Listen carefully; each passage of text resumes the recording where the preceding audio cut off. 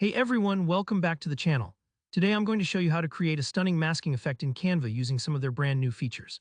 If you've ever wondered how people get those eye-catching visuals where a photo or video seems to appear only inside a specific shape or silhouette, well, that's what masking is all about. By the end of this quick tutorial, you'll know exactly how to make this happen yourself, even if you're brand new to Canva or just curious about these exciting updates.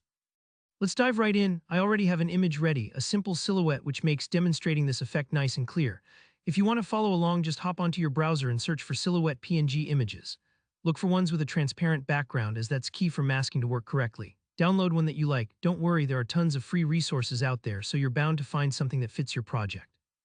Once you have your silhouette, open up Canva and drag your image right onto the canvas. You'll notice that Canva is super intuitive about this. Just click and drag or use the upload button if that's easier for you. Make sure your silhouette is large enough for viewers to see the full effect. You can resize it by dragging the corners. I recommend centering it for a more polished look, but feel free to experiment. Now comes the fun part, bringing your design to life with a video element. On the left sidebar, find Elements and then pick the Videos section. There's a massive library of free and premium videos you can browse, or you can upload your own if you already have a special clip in mind. Just drag your chosen video onto the canvas the same way you did with the silhouette. Sometimes Canva will automatically place the new video right in the center, layered on top of other things you have, which brings us to the next step. Click on your video to make sure it's selected. Here's a small but super important detail. Right-click the video and from the drop-down menu choose Layers, then select Move to Back. What you're doing here is stacking the video behind the silhouette, almost like how you'd put a photo inside a picture frame.